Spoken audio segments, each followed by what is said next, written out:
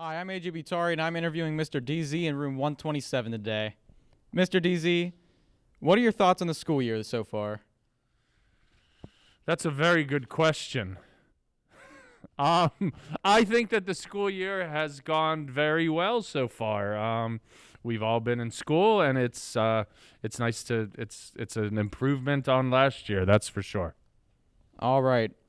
And what was your favorite class to teach and why? My favorite class to teach ever? That's like picking a favorite student or a favorite child. They're all unique in their own special way. It's been interesting starting the technical writing course this year and seeing the kind of work that students do in there. I enjoy teaching college writing, and seeing all of the amazing writing and work and effort that students put into that. So I didn't really answer your question, but I answered it. All right. And what was your favorite class when you were in school? Other than gym and lunch, a teacher that I continue to talk about as being like one of my favorites and probably one of the better teachers I've had was Mrs. Holtz. I went to Franklin Regional, and she was a good teacher and was memorable to me. As far as English teachers, I think I had some really strong English professors in college, which pushed me in the direction of teaching English. All right. And what are your thoughts on the Cubs missing the playoffs this year? Man. It was I supposed to say wow there? It was expected. We kind of saw the writing on the wall that there were going to be some trades, and they were supposed to be dominant and only won, but I was pretty thankful for that one. We'll look forward to the offseason, I guess, and see how next year goes. We beat the Pirates, so I guess that's not hard to do. So it's not really that big of an accomplishment. And if you weren't a teacher, do you know what job you would want? Oh, wow. I don't know. No, I think that this is what I was intended to do, and I still enjoy working with kids and teaching. If I had to do it, and I don't have the athletic skills to be a professional athlete, I would have loved to have gone that route, but it didn't really work out very well. So no, I think this is what I'm supposed to be doing, I think. All right. And how have your teaching strategies changed since COVID? A little bit. There's been a lot of more kind of open-endedness and dealing with like procrastination habits that we've all developed over the years. So like deadlines have changed a little bit. Starting to see a little bit more focus and kids putting things off less now than at the beginning of the year. So I would say that's probably the biggest improvement or the biggest thing that I've learned. All right. That's all the time we have here today. I'll see you back in the studio.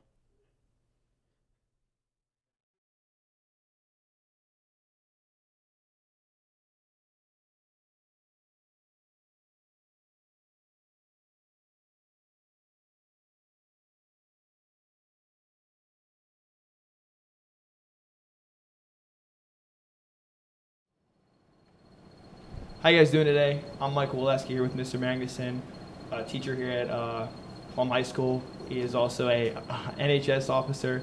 So, Mr. Magnuson, how did you originally get involved with NHS? There was an opening for it when I was first hired. The previous person who was a sponsor decided not to be a sponsor, so I knew Mr. Brott from my time here as a student, so I thought it was a good fit. You are a great fit, Mr. Magnuson. Why did you start teaching?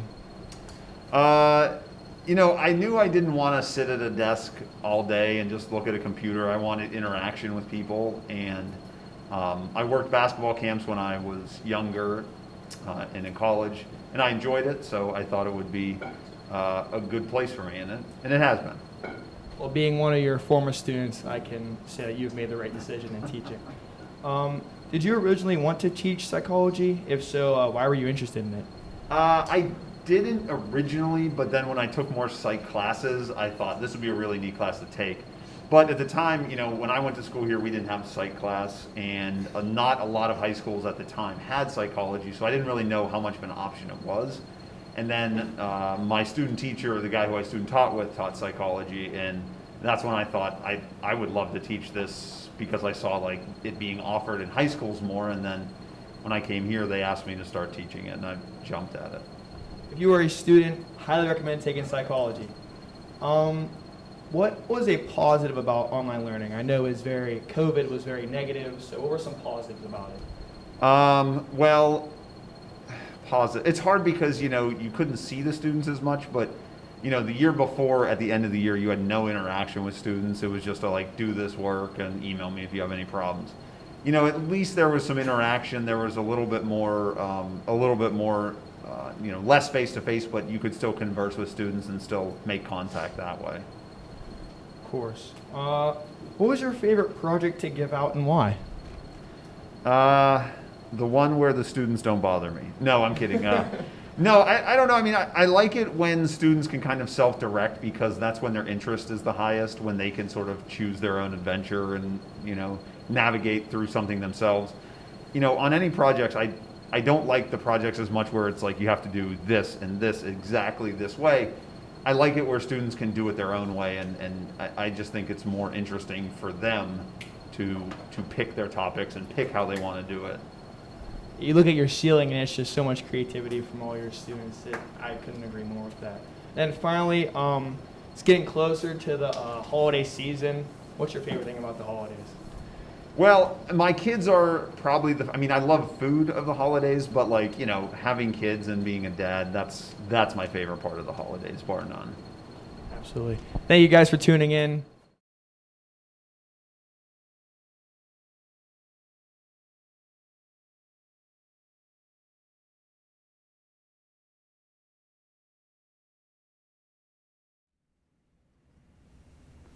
Hi, I'm student Justin Porter, and I'm here interviewing teacher Mr. Russo. Mr. Russo, how are you doing today?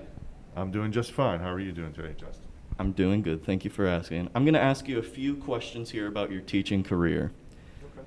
First off, we've heard that you worked a numerous amount of teaching jobs. Could you give us background on the previous schools you've worked at?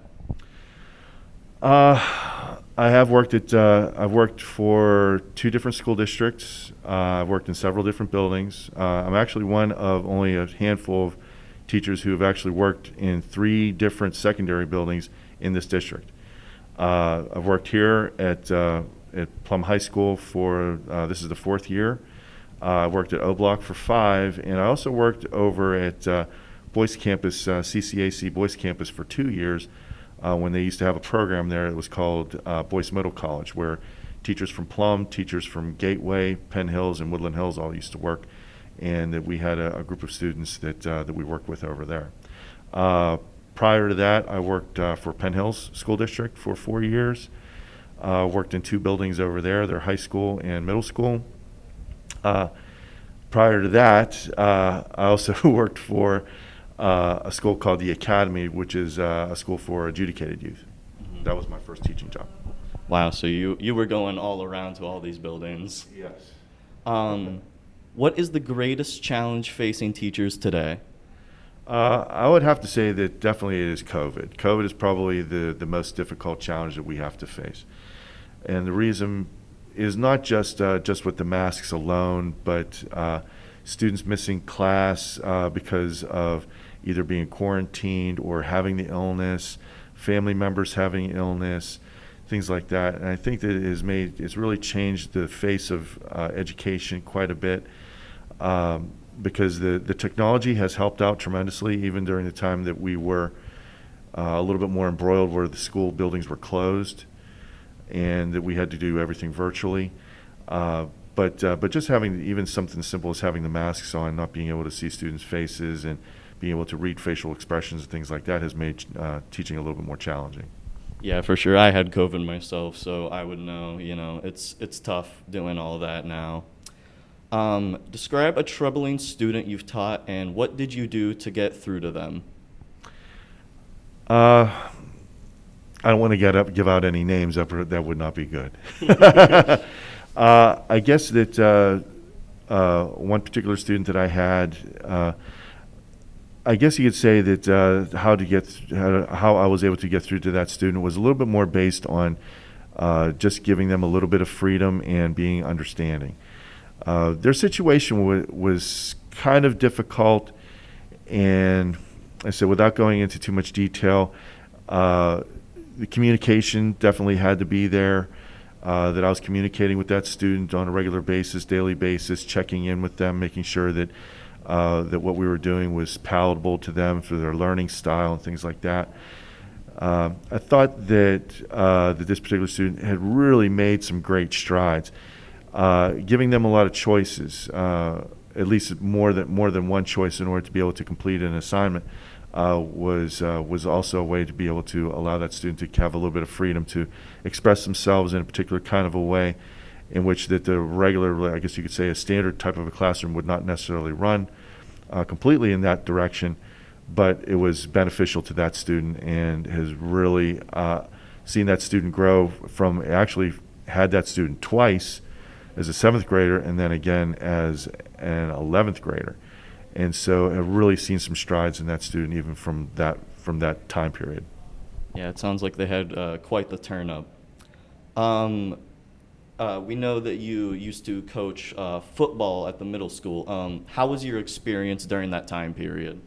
I love coaching football. I've been coaching football on and off for many years. I coached here at the high school for a year, and then went down to the junior high and was an assistant coach with Mr. Bernardi. I'm sure you're familiar with him. History teacher at the junior high. Have a wonderful relationship with him and with the kids, and getting an opportunity to coach it at a different type of a level. I've coached football I guess you could say, as high at a scholastic level as you can. In fact, that there is a medal that's behind you that going to a state championship with Woodland Hills when I worked there and coached there. But the experiences that I've had with coaching football from I guess you could say from 12-year-olds all the way up to 18-year-olds is really something that's very, very special. And teaching it at a lower level and higher level is a wonderful thing. Mm-hmm. Yeah, and it sounds somewhat troubling also to have to go through so many age ranges. What 3 words would your peers, administrators, or students use to describe you? That's a good question. I would probably say, that's a pretty vast, pretty vast group, or very diverse group. I would probably say first one would probably be understanding. I try to be as understanding as I possibly can with different situations. The next would probably be dedicated. I try to dedicate myself to my craft as well, and I guess try to be personable. Even something as simple as saying hello and good morning, things like that, I think goes a long way and allows students to kind of feel a little bit more relaxed, allows me to feel a little bit more relaxed, and getting along. And I would also say family. In fact, that I kind of used that term with my 12th period students a few days ago because having grown up here in Plumboro, lived here most of my life, and being a teacher here, that I don't look at my students so much as just students. I look at them as family. Seeing how many of my children and their friends and growing up was when they were little kids and kind of growing up through this through our educational system, I look at them as family. So that would be another word that I would use. So 4. Hey, 4 is good, better than 3. Which activities, clubs, or sports would you be willing to sponsor if you were offered the position? Something obviously having to do with football. Usually something athletics-wise. In my free time that I work out at the YMCA, a lot of students will see me down there. So the new weight training room, I thought that I would kind of throw in with that a little bit with with Mr. Oglesby. And so maybe something like that that's a little bit more so off the beaten path, is away from science. And so I don't like to kind of pigeonhole myself into one particular thing. But something like that, or something ecological, I think would be fun. All right, well, that's all the questions we have for you today. Thank you for your time, Mr. Russo. And we will send this back to the studio. Thank you very much.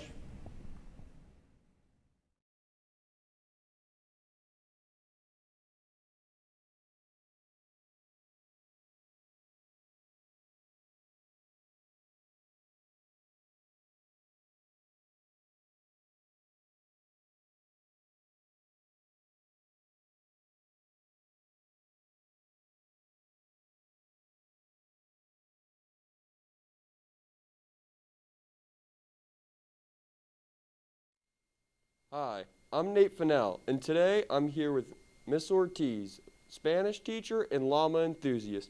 Hi, Miss Ortiz, how are you? I'm well, Nate. How are you? I'm pretty good. So my first question for you is, COVID had a major impact on everyone's lives last year. How did it affect you from a teaching perspective? Well, obviously it changed the format of the class. It was a lot more difficult to teach in person and online at the same time. We had to learn a lot of new technology, but we made it through it. And then what was your favorite aspect of teaching? I really enjoyed the the relationships that I form with students. Watching you guys acquire a language and use it is rewarding. Yeah. What drove you to decide to become a Spanish teacher? I took a trip when I was in college to Mexico, and it was such an incredible experience that I came back and changed my major. Looking around your classroom, I see all these llamas. Could you tell me a little bit about them? Well, the llamas started as one llama that was gifted to me by a friend, and my students started going to the store and buying them and bringing them in, and it's just grown up to about 40 llamas now. Yeah, it's amazing. And then with the holiday season right around the corner, what's your favorite holiday and what do you like to do? My favorite holiday is still Halloween, even though it's over. I love dressing up and decorating the house and trick-or-treating. All right, well, thank you so much for your time, and now let's send it back to the Rickster in the studio.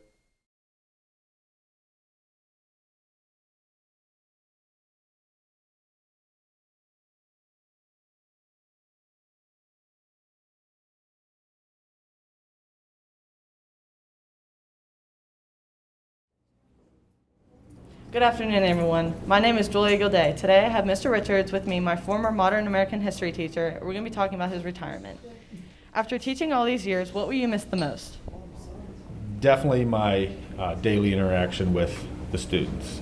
That's what I enjoy the most. I've always said I think that's what keeps us young. Just meeting a new group of students every year, and then kind of seeing the transformation of them when I have them as sophomores, and then like yourself here to your senior year, and just watching how much growth you had through that process. So yeah, I'm gonna miss that. Rather than becoming a teacher, what else did you dream of becoming and why? I was a political science and criminal justice major. I originally thought I wanted to go to law school, but then after getting done playing basketball in college, I had an opportunity to become a graduate assistant basketball coach, and I decided to go that route. Being a history teacher, specifically modern American history, why did you choose this field? I've always had an interest in politics and government. I had a really interesting history professor my freshman year of college. It just became something I was interested in, and then I enjoy teaching modern American history because I think it's easy to make it relatable to my students as far as things that are going on in their lives now. So it's just been a course that I've always been interested in. How long have you been teaching for? Have you learned anything along the way of your career? This will be, when I'm done, it'll be 33 and a half years at a few different school districts. I've learned a ton. I think I learn something new every day just from being around my students. As I've always said before, I think being open to continuing to learn and learn new things in particular, I think is important, and certainly teaching allows you to do that. And as I've said before, I probably learn as much from my students as they learn from me, and that'll be another thing that I will miss when I'm done here. Were you nervous the first time you taught? What helped you calm your nerves? No, I was never really nervous. Come from a family of teachers. I've never been uncomfortable in any type of public setting. It's just one of those types of things. If you just get up there in front of the class and be yourself and not be afraid to make mistakes and be willing to make a fool of yourself, like I always have had absolutely no problem doing, I think it makes it easy. As we know, you have been teaching for a very long time, and now that you're going to be retired, what are your post-retirement plans? First of all, is to readjust my sleeping habits of not waking up at 4:30 every day and going to bed early. The first goal is to become the 11 to 7 guy. And then definitely a lot of travel. My wife and I enjoy traveling, certainly golf, and not spending any cold winters in Western Pennsylvania. Love Western Pennsylvania, but I absolutely positively do not want to be here in winter.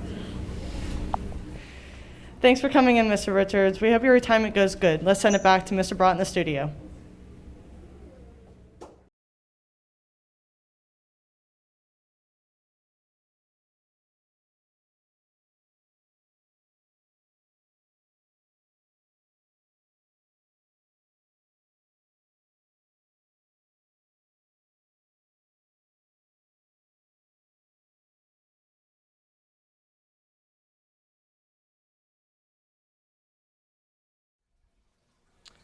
Hello, I'm Anthony Carlosano, and I'm here with Plumboro science teacher, Mrs. Innocente, asking her questions on her classes this year. Mrs. Innocente, what class or classes do you teach this year? This year I teach biology class, 10th grade bio. Do you enjoy teaching these classes? I love it. I love bio. I love the kids I have. It's been a good year so far. It's nice to see everybody in person, and that's just been so much nicer. That's awesome. What is your favorite science subject? I have 2 units that I particularly like. I love ecology, that's the unit we're on now. Love nature. And the other unit I love to teach is heredity. I love the genetic stuff. It's so interesting to me, and a lot of real world connections to that. Can you tell me something about your time here at Plum High School? Well, you know, I came to Plum, this is my 4th year at the high school, and I got to tell you, I've loved it. When I first came here, we all came together in that year. And it was so nice to see people grown up. And that's part I really enjoy, to see how everybody grows and develops and, you know, has their interests, and to follow up what they're doing next. What else have you taught? Where else have you taught other than Plum High School? Well, I've started in elementary, so I was at Pivick and Center, went to the junior high, and now I finished up at the high school. So I've been to a lot of different schools. I know a lot of teachers, and it's just been a fun ride. Thank you. Well, that's all the questions for today. Thank you for your time, Mrs. Innocente. You're welcome. Back to the studio. Thank you.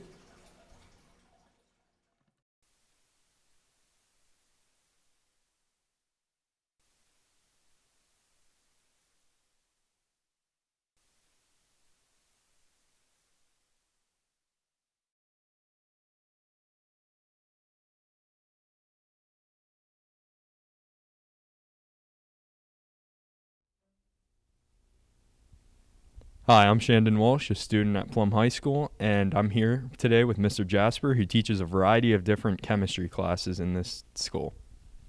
Hi, Shannon. Over the years, you have taught general chemistry, honors chemistry, and AP chemistry. Which class has been your favorite to teach, and why is that? They all offer their own challenges, but I would say currently right now I have honors chemistry all day long, and it's my favorite because I can dive deeper into the material than in Gen Chem, but I'm preparing all the kids that want to take AP Chem to have a second year. We've also noticed that you have a more laid-back approach to teaching your classes. How do you think this sets your classroom apart from other classes? It's just chemistry can be an intimidating topic or subject, so when I first started teaching, I figured I better incorporate some of the humor into it just to sort of keep the kids from getting a little too stressed out about it, and I think they appreciate it, and that's why I've always done it. So who or what inspired you to take that method of teaching, and what inspired you to get into education in the first place? I have a previous degree in business management, and I originally wanted to get into education, but my father was a teacher, and I remember being a youngster sitting at the dinner table, and he would come home, and what I viewed as now, I realize he was just venting, but at the time I'm like, man, this guy does not like his job. So, but then when I got into high school, I had a pretty good chemistry teacher, and he made me laugh and stuff, so I would say he was probably my biggest role model. And then also, what is the most rewarding aspect of your job? Just giving a test, like right now, we're doing electron configurations and stuff, and kids have no idea what they're even doing. But in a short 8 to 10 days, they're going to take a test, and it's amazing how much knowledge they can pick up. Not every single student, but how much they can pick up in such a short span, and to watch them go, those 2 weeks and develop the skills that they have it's rewarding. So how did you end up in Plum, and what makes it a valuable district to teach at? I had many offers. When I went back to school for chemistry ed, my first love is math. But my wife was already a physics teacher at Franklin Regional, so we were pretty much tied to the area. And in Western PA at the time, you had to, if you wanted to stay in Western PA, you had to stay in the sciences because every school district needed science teachers. And when I applied, I had many offers, and I sifted through them, and I was impressed with Plum from the beginning. Because I went to a small high school, and Plum is much larger than the high school I went to, and I sort of just was impressed by the size of it and teaching at a larger school. And now 25 years later, I can't envision myself teaching anywhere else. I love making the trip. I travel 42 minutes one way every day for 25 years, and the kids make this place special, and that's why I come. So I know you said you enjoy the challenging aspect that the students have in this classroom. What is the most valuable lesson to you personally, and what is your favorite to teach, and why is that? Oh, I love Stoic. Everybody knows Stoic. We haven't Stoic. That'll come around. Stoichiometry is just watching them learn to balance equations, and you can actually do get into the lab and see it in action too, where you react to chemicals, and then you get a mass of you get a product, and you weigh it out and see, and you can predict before you even start how much you should get, and it's just fun, the whole from the beginning to the end, watching them, because I love the math aspect of chemistry. If chemistry didn't have math, I would not be a chemistry teacher. And then I have one more question for you. Yes. What is your favorite flavor of Jolly Ranchero, and why is that? Oh, you got to go Mountain Berry. I mean, there's a lot of overrated ones like Blue Raspberry. Like I just gave some Cheros to some kids, and they all go for the blue and the Blue Raspberry and the cherry. And the most underrated is the green apple, but I would say my most favoriteest ever would be Mountain Berry. All right. Thank you, Mr. Jasper. Thank you.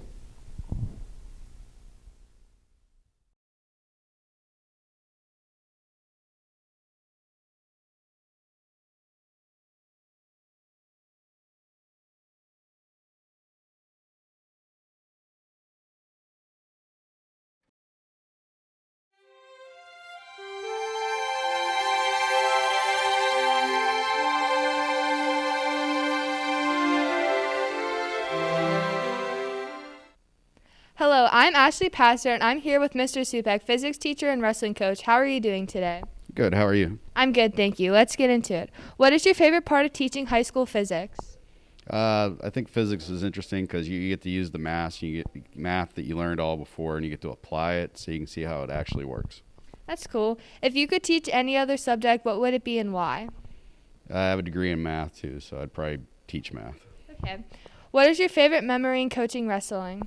There's a lot of memories. We had a lot of successful stories, but I've taken kids to states, and we've won sections as a team and things like that. Like taking kids to states was probably one of the more memorable.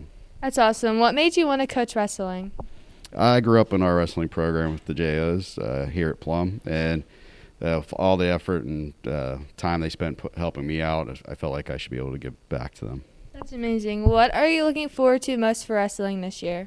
I think we have a very strong young group here, and I think we should be successful. We've had some guys that made it to the States, and I think we're going to have some guys that placed this year, and we should do very well in the section. So it's going to be an exciting year. All right. Thank you so much for your time, and good luck with wrestling this year. Now let's send it back to Mr. Brott in the studio.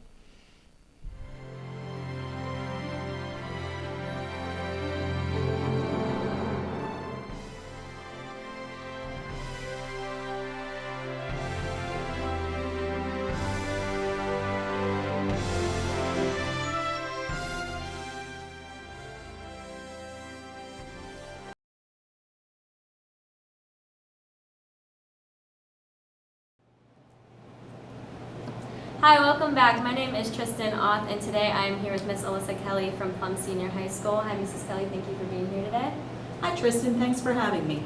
So we're going to jump in with a few questions. My first question for you is, what class do you teach at Plum, and who are the kids eligible for the course? I teach AP English Language and Composition, and the kids who are eligible are juniors and seniors. They have to have met some prerequisites coming up into the course, whether it's a past courses that they've taken or a grade level, but they can also override that as well and just, if they're up for the challenge, take the course. Awesome. What is the overall criteria of your class? Well, it's based around rhetoric or persuasion and trying to determine how well speakers and authors persuade their audiences and like what techniques they use. So we do a combination of fiction and nonfiction works. Awesome. How do you feel the pandemic has affected your teaching methods?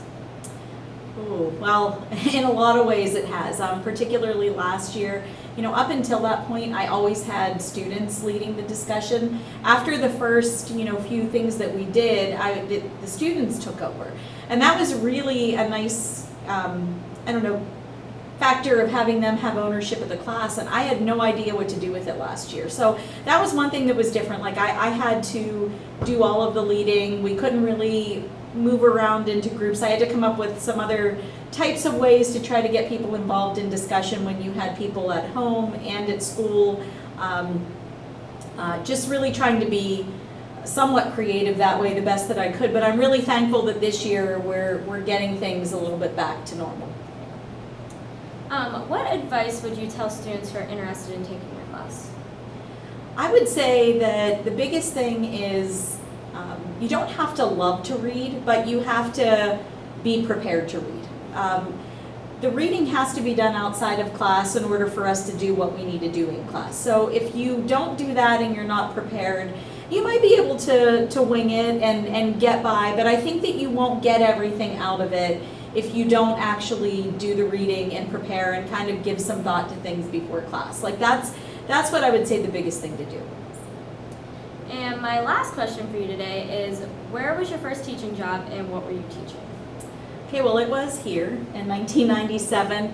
I started and I had Honors English 3, which was a solely 11th grade. It was the third Honors English class after 9th, 10th, and then 11th, and it helped prepare you for AP Literature. So yeah, I taught that, and I also taught 12th grade British Lit. So it was, just basically academic seniors who weren't taking AP, they were in that class. So that's what I taught in 1997. That's so cool. Thank you so much, Mrs. Kelly, for having us here today. That's all we have. Thank you.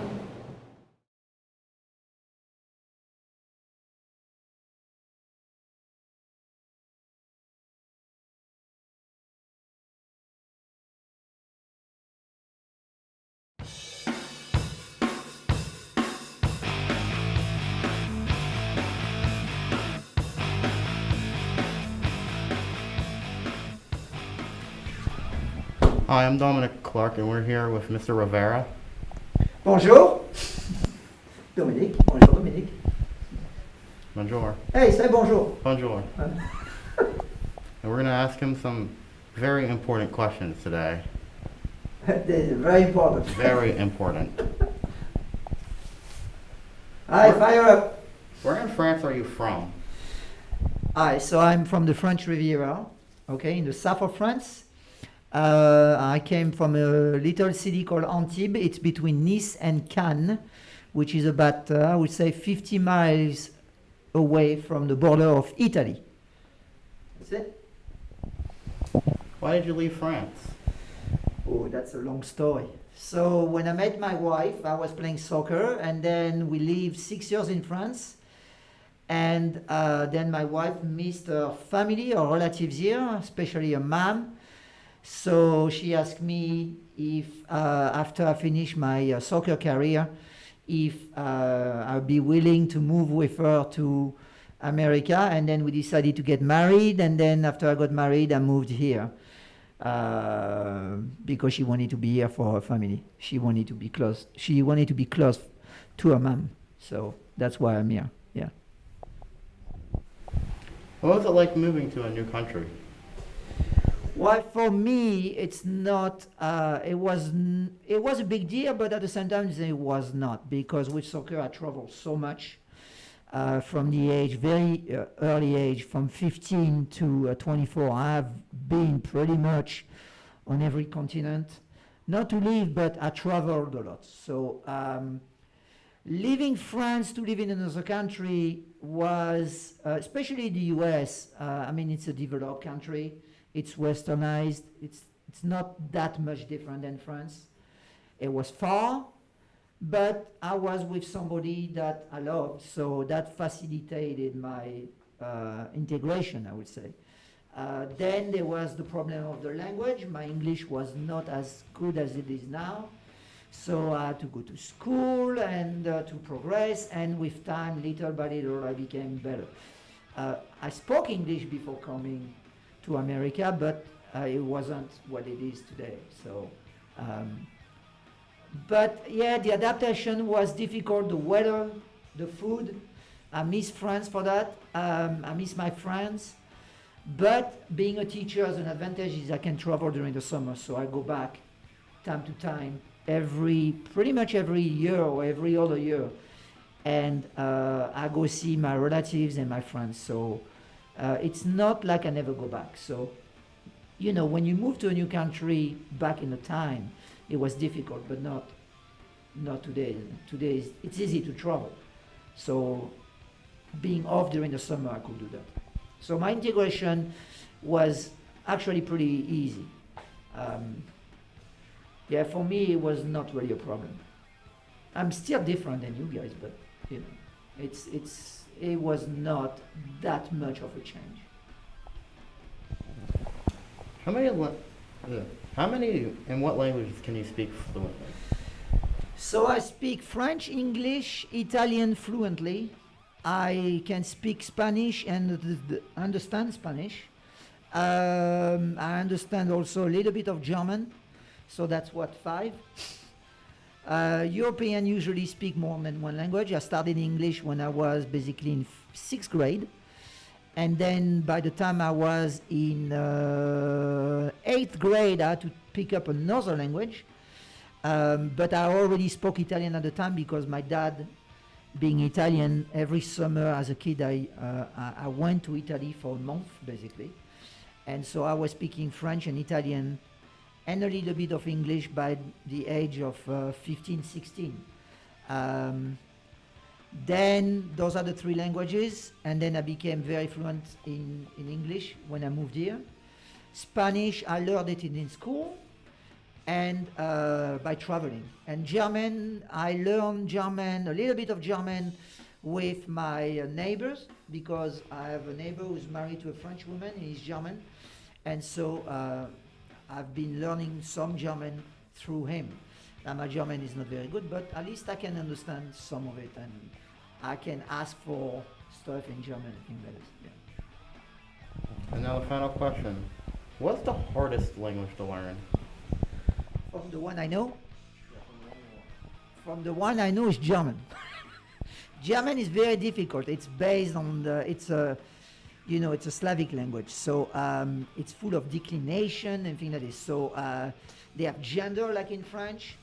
French, Italian, Spanish are identical languages, so it's not that difficult. English is easy to learn. English is the easiest language to learn.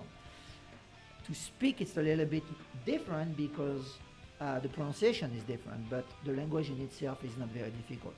The grammar, the vocab is very simplified compared to the French language and the Spanish or Italian languages. German is different.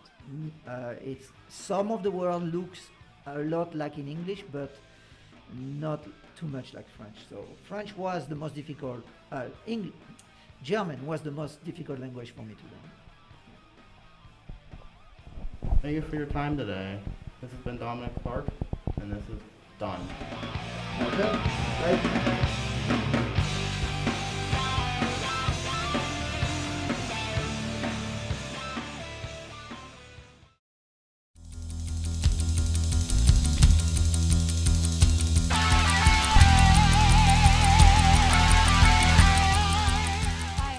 Stephen here with Mr. Brott, and I'm going to be asking him a few questions about the Make-A-Wish Telethon and his job as a teacher. So, how long have you been teaching, and what made you want to become a teacher?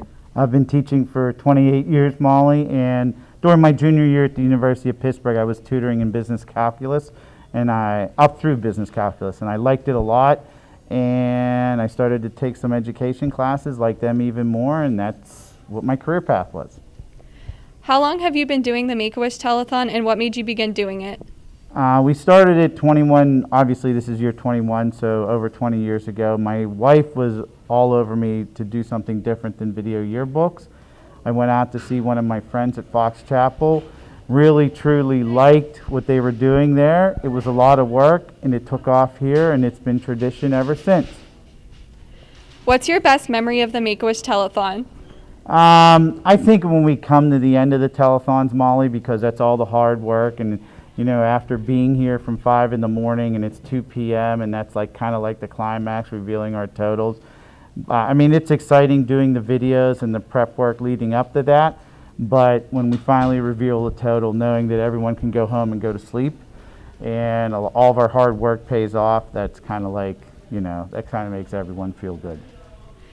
What events do you do to raise money, and how much money has been raised over the years? Well, I mean, Holiday Park does their annual jogathon, Pivot does Penny Wars, Center has like Backwards Day, Hat Day. All the school districts do different things. Up here we have our semi-formal dance. We participate and help out with Powder Puff football, and we do an 11th period competition up here, and we start off with a Make-A-Wish dinner. So a lot of schools and us, we all do different things, and I don't think I have a favorite though. They're all kind of fun to do. So how did you become a TV teacher? I kind of liked my classes in English Lit and Communication, don't make fun of me, and that kind of led to TV productions, which was new, and that was kind of like my niche. I had a class in it, and then I had the opportunity to student teach in English and television productions. I liked it a lot. And there was a job opening at Moon High School back in 1993, and I got that job, and that job led to the job here teaching TV. And what do you do in your free time? I like to spend time with my family, obviously. Now, Zach, who's a year older than you guys, he's at Waynesburg, so you know, whenever he comes home, we try to block off the weekends, but anytime hanging out with the family's bonus time. Thank you so much for answering my questions, Mr. Barat, and good luck with your telethon this year. Thank you.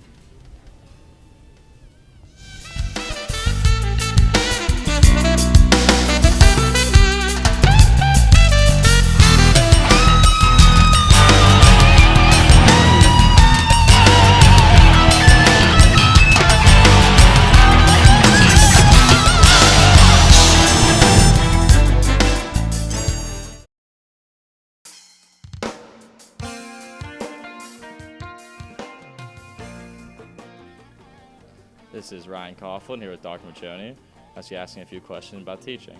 So how long have you been a teacher here for, Dr. Machoni? I've been a teacher here for about 19 and a half years, almost 20 years. What made you originally want to become a teacher?